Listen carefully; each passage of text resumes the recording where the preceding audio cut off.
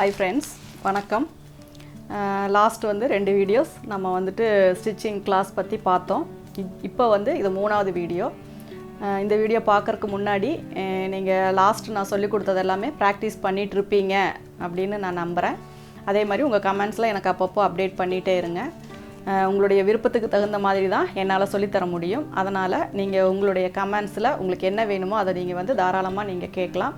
அதுக்கு முன்னாடி நம்ம சேனலை சப்ஸ்கிரைப் பண்ணாதவங்க சப்ஸ்கிரைப் பண்ணிக்கோங்க. பக்கத்தில் இருக்க பெல் சிம்பிளை ப்ரெஸ் பண்ணிட்டீங்க அப்படின்னா உங்களுக்கு வீடியோஸ் போடும்போது எல்லாமே நோட்டிஃபிகேஷன் வரும். எந்த ஒரு வீடியோவுமே நீங்கள் மிஸ் பண்ணாமல் பார்க்கலாம். அதாவது கிளாஸஸ் போகும்போது மற்ற டவுட்ஸ் எப்படி கேட்குறது அப்படிங்கிறது வேண்டாம். எந்த டவுட்ஸாக இருந்தாலும் கேளுங்க. அதுக்கு வந்து நான் கண்டிப்பாக உங்களுக்கு வந்து நான் ஆன்சர் பண்ணுறேன். இப்போ வந்து நம்ம பார்க்க போகிறது வந்து 2 ஸ்டெப் முடிச்சிட்டோம். ஃபஸ்ட்டு மிஷினுடைய பேசிக்காக நம்ம யூஸ் பண்ணுற வேர்ட்ஸினுடைய மீனிங்ஸ், அதாவது ஒரு சில வார்த்தைகள் நம்ம உபயோகப்படுத்துகிறோம் அப்படின்னா அதனுடைய அர்த்தம் என்ன அப்படிங்கிறத நம்ம ஃபஸ்ட்டு வீடியோவில் பார்த்தோம். 2வதுல வந்து நம்ம ஹேண்டில் ஸ்டிச்சஸ் பண்ணும்போது கையில் தைக்கிறது எல்லாமே நம்ம வந்து எப்படி அப்படிங்கிறத ப்ராக்டிஸ் பண்ணிட்டோம். அடுத்தது மிஷினில் வந்து எப்படி தைக்கணும் அப்படிங்கிறதையும் நீங்கள் ப்ராக்டிஸ் பண்ணிக்கோங்க. இது எல்லாமே தெரிஞ்சிச்சு அப்படின்னாவே உங்களுக்கு எந்த ஒரு மெட்டீரியல், எந்த ஒரு கார்மெண்ட் தைக்கணும், கார்மெண்ட் அப்படின்னா நம்ம தைக்கிற ட்ரெஸ்ஸை தான் கார்மெண்ட்னு சொல்லுவோம். ஒரு சிலர் வந்து கார்மெண்ட்ஸ் அப்படின்னா நம்ம ஸ்டிச் பண்ணுற அந்த பெரிய யூனிட் அப்படின்னு அதுக்கு மீனிங் வரும். ஆனால் நம்ம இந்த ஸ்டிச்சிங் இதை பொறுத்த வரைக்கும் ஒரு நைட்டி அப்படின்னா அது ஒரு கார்மெண்ட், ஒரு சுடிதார் அப்படின்னா அது ஒரு கார்மெண்ட். நம்ம என்ன தைக்கிறோமோ அது வந்து கார்மெண்ட் அப்படின்னு தான் நம்ம சொல்லுவோம். அது வந்து ஒரு துணி, ஒரு மெட்டீரியல் அப்படிங்கிறது தான் அதுக்கு மீனிங் வரும். அதனால் அதையும் நீங்கள் ப்ராப்பராக ஒரு சில இடங்களில் நான் சொன்னாலும் நீங்கள் அதை சரியாக புரிஞ்சுக்கோங்க. ஒரு இதை தைக்கும்போது நம்ம அதை என்னென்ன அதில் வந்துட்டு நம்ம யூஸ் பண்ணுற மெட்டீரியல்ஸ் என்னென்ன அப்படிங்கிறத நம்ம பார்த்துடலாம். அதாவது ஒரு துணி நம்ம வந்து வாங்கிட்டோம், ஒரு லைனிங் மெட்டீரியல் வாங்கியிருக்கோம், அதை நனைச்சி எல்லாமே அயன் பண்ணி நம்ம அதை கட் பண்ண ஸ்டார்ட் பண்ணும்போதில் இருந்து அதை ஃபினிஷ் பண்ணி முடிக்கிற வரைக்கும் என்னென்ன மெட்டீரியல்ஸ் நமக்கு தேவைப்படும் அப்படிங்கிறது தான் நீங்கள் தெரிஞ்சுக்கணும். அதாவது நிறையா பேருக்கு தெரியும், ஒரு சிலருக்கு பாதி தெரியும், பாதி தெரியாது, ஒரு சிலருக்கு பேசிக்காக எதுவுமே தெரியாது. எல்லாருக்குமே சேர்த்து சொல்கிறேன். நீங்கள் நோட்டை ஃபாலோ பண்ணுவீங்கன்னு நினைக்கிறேன். உங்களுடைய எக்ஸ்பீரியன்ஸாக அந்த நோட்டில் எழுதி அப்டேட் பண்ணிக்கிட்டே இருங்க. சப்போஸ் என்னைக்காவது நான் உங்களை மீட் பண்ணுற மாதிரி இருந்தால் கண்டிப்பாக நீங்கள் எனக்கு அதை காட்டணும். அதை நான் நம்புகிறேன்.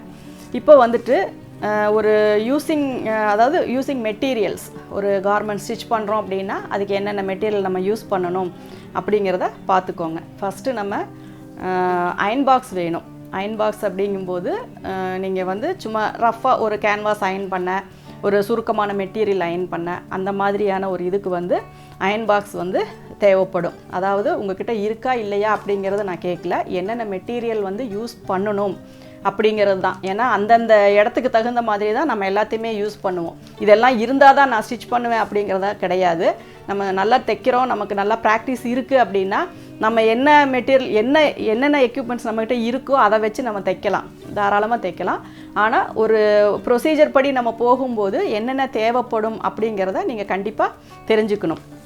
ஒரு மெட்டீரியலை வந்து நம்ம கரெக்டாக நீட்டாக அதை வந்து தண்ணியில் நனைச்சி அயன் பண்ணி கட் பண்ணும்போது அயன் பாக்ஸ் நமக்கு தேவைப்படும். அதனால் அதை ஃபஸ்ட்டு நீங்கள் நோட் பண்ணிக்கோங்க. 2வது வந்து அதிக இடங்களில் கார்மெண்ட்ஸ் அதில் எல்லாமே நீங்கள் பார்த்தீங்க அப்படின்னா பேட்டர்ன் போட்டு தான் யூஸ் பண்ணுவாங்க. அப்போ என்ன பண்ணோம் அப்படின்னா பேட்டர்ன் ஷீட் நமக்கு தேவைப்படும். பேட்டர்ன் ஷீட் வந்து எப்படி பேட்டர்ன்லாம் நம்ம கட் பண்ணி வச்சுக்கிறது அப்படிங்கிறதையும் நான் உங்களுக்கு சொல்லித்தரேன். அதனால் முதல்ல நம்ம ஃபஸ்ட்டு பேட்டர்ன் தான் நம்ம பார்க்க போகிறோம். ஏன்னா ஒவ்வொரு கார்மெண்ட்ஸுக்குமே அந்த பேட்டர்ன்ஸ் வந்து நம்ம எப்படி ரெடி பண்ணி வைக்கணும் அப்படிங்கிறதுக்கான பேட்டர்ன்ஸ் தான் நம்ம பார்க்க போகிறோம். இப்போ வந்து அதுக்கான பேட்டர்ன் ஷீட் உங்களுக்கு எல்லா கடையிலையுமே கிடைக்கும். அதாவது ஒரு நம்ம அட்டை போடுற கலர் இல்லாமல் ஒரு காக்கி கலரில் கொஞ்சம் திக்காக இருக்கும், அதுதான் நம்ம பேட்டர்ன் ஷீட்டுன்னு சொல்லுவோம். அதை வாங்கி நல்லா இது பண்ணி அந்த ரோல் இல்லாமல் நல்லா நீட்டாக மடித்து வச்சுக்கிட்டீங்க அப்படின்னா உங்களுக்கு வந்து என்ன மெட்டீரியல் நீங்கள் போடுறீங்களோ அதை பேட்டர்ன் போட்டு நம்ம அதை வச்சுக்கலாம். அதனால் பேட்டர்ன் ஷீட் வந்து நமக்கு தேவைப்படும். அதுக்கப்புறம் கட்டிங்க்கு என்னென்ன யூஸ் பண்ண போகிறோம், அதாவது மார்க்கர் வேணும், ஸ்கேல் வேணும்.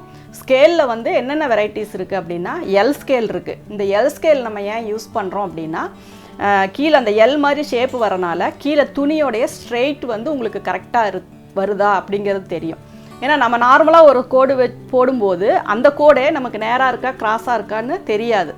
அப்போது எல் ஸ்கேல் வச்சிட்டிங்க அப்படின்னா நம்மளுடைய அந்த மடிப்பு பகுதியில் இருந்து கீழே வர பகுதியில் அந்த ஸ்கேல் வைக்கும்போது உங்களுக்கு வந்து அது கரெக்டான நேர்கோடாக உங்களுக்கு கிடைக்கும். அதுக்காக தான் எல் ஸ்கேல் வந்து யூஸ் பண்ணுறோம். அதே மாதிரி நம்ம நார்மலாக யூஸ் பண்ணுற ஷார்ட் ஸ்கேலு, ஏன்னா எல்லாத்துக்குமே லென்த்தாக இருக்க ஸ்கேலை வச்சு கோடு போடணுன்னா கஷ்டம். அதனால் நம்ம ஒரு அடி இருக்கிற மாதிரி ஸ்கேல் வச்சுருப்போம்.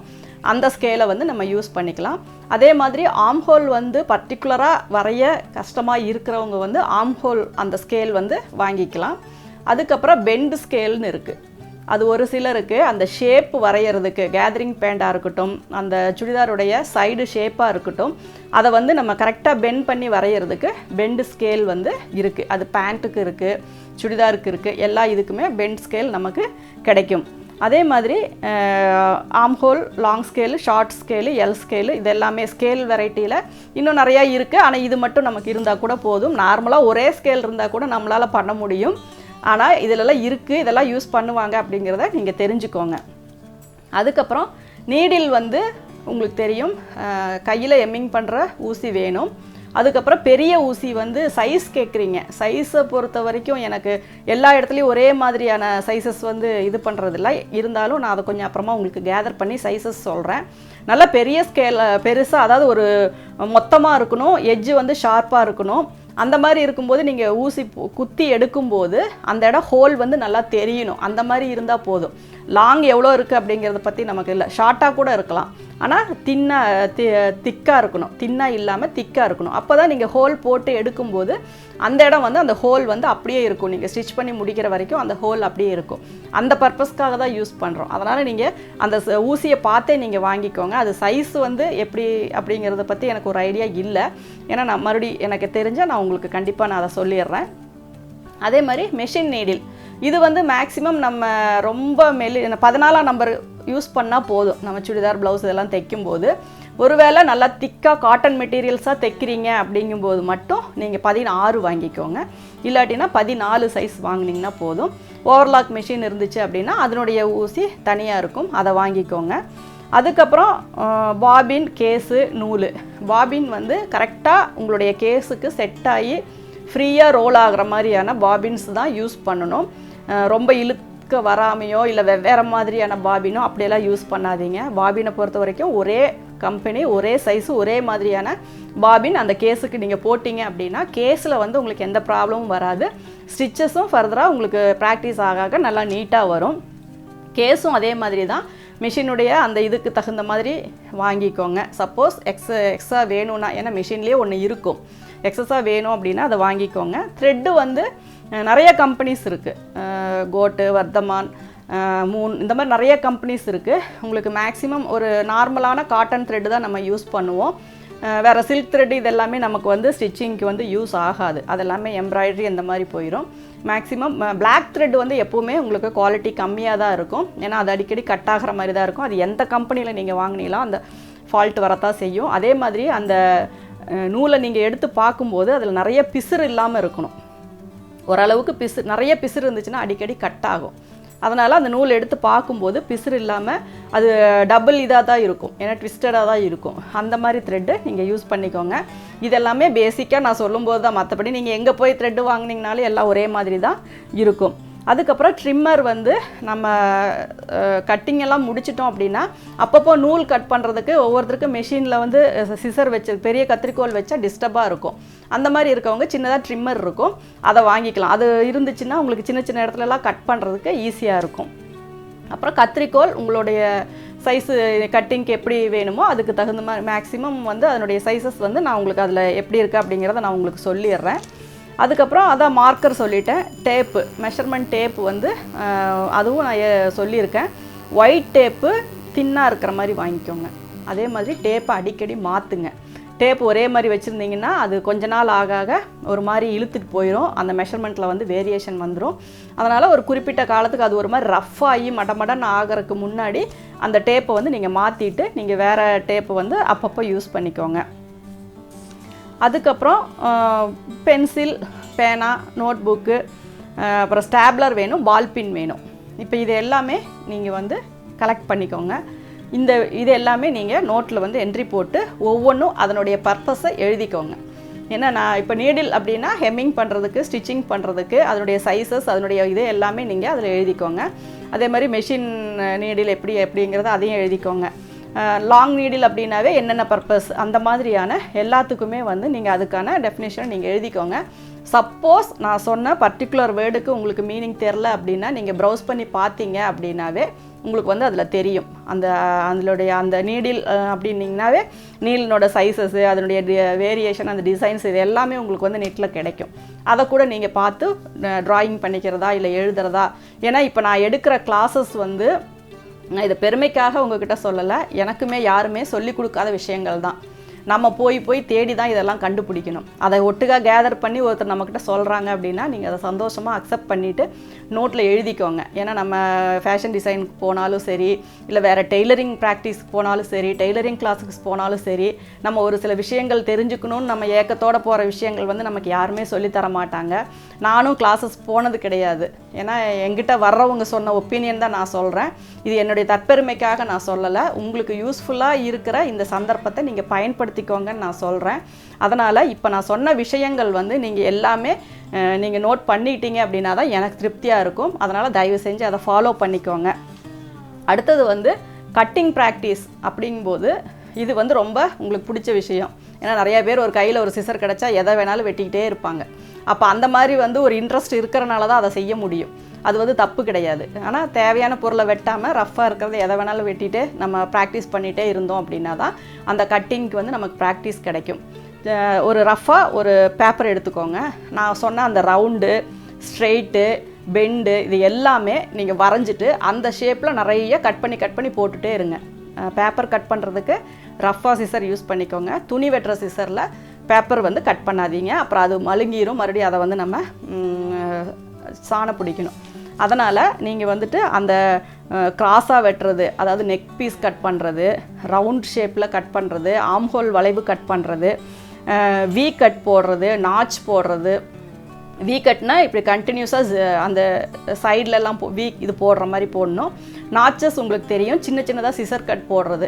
இது எல்லாமே உங்களுக்கு ஒரு ப்ராக்டிஸில் வரக்கூடிய விஷயங்கள் தான். இது எல்லாமே நீங்கள் வந்துட்டு ஃபாலோ பண்ணிக்கோங்க. இந்த கட்டிங் ப்ராக்டிஸ், இந்த பேசிக்காக யூஸ் பண்ணுற மெட்டீரியல்ஸை நான் மறுபடியும் ஒரு தடவை சொல்கிறேன், நீங்கள் நோட் பண்ணிக்கோங்க. நீடில் ஃபஸ்ட்டு வந்து அயன் பாக்ஸ் வேணும்னு சொல்லியிருக்கேன். அடுத்தது உங்களுக்கு வந்து பேட்டர்ன் ஷீட் வேணும்னு சொல்லியிருக்கேன். மூணாவது நீடில் வேணும். அது என்னென்ன சைஸஸ் இருக்கோ அதுக்கு தகுந்த மாதிரி உங்களுக்கு எப்படி ஸ்டிச் பண்ண யூஸ் பண்ணுறீங்களோ அப்படி வாங்கிக்கோங்க. அதே மாதிரி தான் மெஷினுடைய ஊசியும் உங்களுக்கு என்னென்ன சைஸ் வேணுமோ அது மாதிரி வாங்கிக்கோங்க. அதுக்கப்புறம் லாங் நீடில், அதுவும் உங்களுக்கு பர்பஸ் வந்து ஒரு சிலர் வந்து ஹூக் மாட்டுறதுக்கும் அதை யூஸ் பண்ணுவாங்க. ஹூக் மாட்டுறதுக்கு யூஸ் பண்ணுறது என்ன பண்ணுன்னா, பின்னாடி இருக்க அந்த அதாவது நீடில் ஐன்னு சொல்கிறது அதனுடைய நூல் கோர்க்கிற பகுதி, அது வந்து பெருசாக இருக்கணும். இப்படி ஊசியை கோர்த்து நம்ம எடுக்கும்போது அந்த இடம் நல்லா குழியாக வரும். அப்போ அதில் ஹூக் மாட்டி தைக்கும்போது நமக்கு ஈஸியாக இருக்கும். ரெண்டு பர்பஸ்க்குமே அதை யூஸ் பண்ணிக்கலாம். நீடில் மட்டும் அதுக்கு தகுந்த மாதிரி நீங்கள் வாங்கிக்கோங்க. அடுத்தது பாபின், கேஸு, த்ரெட்டு, அப்புறமா ட்ரிம்மர் சொல்லியிருக்கேன், சிசர் சொல்லியிருக்கேன், மார்க்கர் சொல்லியிருக்கேன். மார்க்கர் அப்படின்னா உங்களுக்கு மார்க்கிங்க்கு தான்.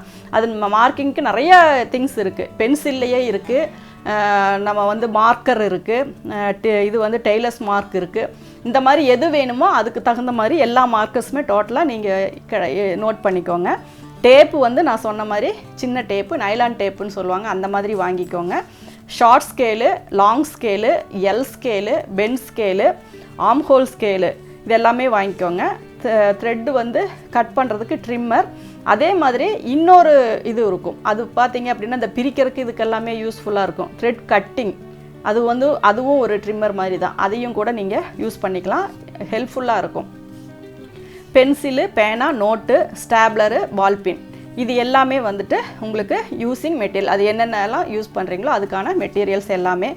ட்ரிம்மர் அப்படிங்கிறது அந்த பிசுரெல்லாம் கட் பண்ணுறதுக்கு, அந்த இதுக்கு எல்லாமே யூஸ் பண்ணிக்கோங்க. அப்புறம் கட்டிங் ப்ராக்டிஸில் வந்து ஸ்ட்ரெயிட் கட் பழகிக்கோங்க, ரவுண்ட் கட் பழகிக்கோங்க, அதே மாதிரி பெண்டாக கட் பண்ணி பழகிக்கோங்க, கிராஸ் கட் பழகிக்கோங்க, அதே மாதிரி வி கட்டு, நாச்சஸ் இது எல்லாத்தையுமே வந்து நீங்கள் ப்ராக்டிஸ் பண்ணிக்கோங்க.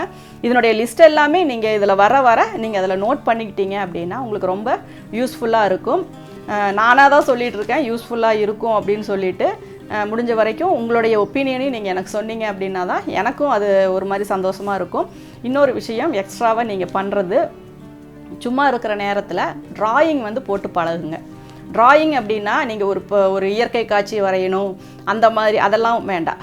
அதாவது நம்ம ஒரு ப்ளவுஸுக்கு வந்து என்னென்னலாம் பேசிக்காக வளைவு வரைவோம். அந்த இப்போ ஃபேஷன் டிசைனிங் கோர்ஸ் அப்படின்னு நம்ம போயிட்டோம்னாவே உங்களுக்கு வந்து அதில் நிறைய ட்ராயிங்ஸுக்குன்னே ஒரு சாப்டர் வரும். அதில் வந்து இந்த நோஸ் வந்து நிறைய டிஃப்ரெண்ட் டைப்பில் இருக்கும். அது வந்து நான் அந்த நோஸு, அப்புறம் ஐஸு, அப்புறம் இயர்ஸு, இந்த மாதிரி நெக்கு, ஹேண்டு, அந்த ஃபிகருடைய ஹைட்டு, இது எல்லாமே பார்த்தீங்க அப்படின்னா ஒரு கோர்ஸ், ஒரு சப்ஜெக்டாகவே அது வரும் அந்த ட்ராயிங். அந்த அளவுக்கு நீங்கள் வரையல அப்படின்னாலும் நார்மலாக அந்த பெண்டு, இந்த எம்ப்ராய்டரி போடுறது, மெஹந்தி போடுறது, இந்த மாதிரியெல்லாம் நீங்கள் வரைஞ்சி உங்கள் கைக்கு ப்ராக்டிஸ் தான். நான் உங்களுடைய அவுட்புட் என்னன்னு நான் கேட்கல. உங்கள் கைக்கு ப்ராக்டிஸ் கொடுத்துட்டீங்க அப்படின்னா ரஃப்பாக நம்ம ஒரு ஆர்ம் ஹோல் வரைகிறது, ஒரு நெக்கு வரைகிறது, ஒரு டாட் லைன் வரைகிறது, இது எல்லாமே உங்களுக்கு ரொம்ப ஈஸியாக இருக்கும். உங்களுடைய நோட்லேயுமே ஒரு சில விஷயங்கள் நீங்கள் மைண்டில் நினச்சதை ஒரு டிசைன் பண்ணணும், நீங்கள் புதுசாக ஒரு மாடலை வந்து நீங்கள் க்ரியேட் பண்ணணும் அப்படின்னா கொஞ்சமாவது அந்த ட்ராயிங் சென்ஸ் தேவைப்படும். அதனால் முடிஞ்ச வரைக்கும் ட்ராயிங் வந்து ட்ரை பண்ணுங்கள். அது வந்து நீங்கள் ஒரு லிப்ஸில் இருந்து ஆரம்பித்து, ஒரு நோஸில் இருந்து ஆரம்பித்து, ஒரு ஐஸில் இருந்து ஆரம்பித்து, அந்த மாதிரியே நீங்கள் ஃபாலோ பண்ணிவிட்டு சும்மா ஒரு நோட் வச்சு ரஃப்பாக அதில் வரைஞ்சி பார்த்துக்கிட்டே இருந்தீங்க அப்படின்னாவே ஆட்டோமேட்டிக்காக உங்களுக்கு அந்த ட்ராயிங்கினுடைய இது வந்துடும். அந்த பென்சில் யூஸ் பண்ணி, ரப்பர் யூஸ் பண்ணி, அதுக்கு தகுந்த மாதிரி உங்களுடைய ஹேண்டை வந்து நீங்கள் பெண்ட் பண்ணி எல்லாம் வரைஞ்சிங்க அப்படின்னா ஆட்டோமேட்டிக்காக உங்களுக்கு அந்த ட்ராயிங் சென்ஸும் அதில் ஒரு இன்ட்ரெஸ்ட்டும் உங்களுக்கு வந்துடும். இது யாராக இருந்தாலும் செய்யலாம். இதுக்கு இப்போ நான் சொல்கிறதுக்கெல்லாம் உங்களுக்கு படிப்பு அப்படிங்கிறது வந்து தேவையில்லை. இப்போ நான் சொல்ல விஷயங்கள் உங்களுக்கு புரிஞ்சிருந்தால் போதும். புரியல அப்படின்னா நீங்கள் எனக்கு திருப்பி கேட்கலாம். ஏன்னா ஒரு ஃப்ளவரை பார்த்து வரைகிறோம் அப்படின்னா அதுக்கு படிக்க தேவையில்லை, அதை பார்த்து நம்ம வரைஞ்சா போதும். அதனால் டெய்லரிங் பொறுத்த வரைக்கும் அனுபவம் தான் நமக்கு தேவை. படிப்பு அப்படிங்கிறது என்ன, நான் இவ்வளோ தான் படிச்சிருக்கேன், அவ்வளோதான் படிச்சிருக்கேன், என்னால் முடியுமா அப்படியெல்லாம் கேட்கவே கேட்காதீங்க. எல்லாமே வந்து உங்களுக்கு முடியும். கண்டிப்பாக நீங்கள் ஃபாலோ பண்ணுங்கள். இப்போ வந்து இது வரைக்கும் நம்மளுடையது 3 கிளாஸஸ் வந்து நம்ம ஃபினிஷ் பண்ணியிருக்கோம். இந்த 3 கிளாஸஸுக்குமே எக்ஸ்ட்ராவாக இன்னும் என்னென்னலாம் உங்களால் பண்ண முடியுமோ, நான் சொன்ன ஐடியாவை விட உங்களுக்கு இன்னும் என்னென்னலாம் தோணுதோ எல்லாத்தையுமே நீங்கள் சொன்னீங்க அப்படின்னா இன்னும் ஹெல்ப்ஃபுல்லாக இருக்கும். Thank you viewers.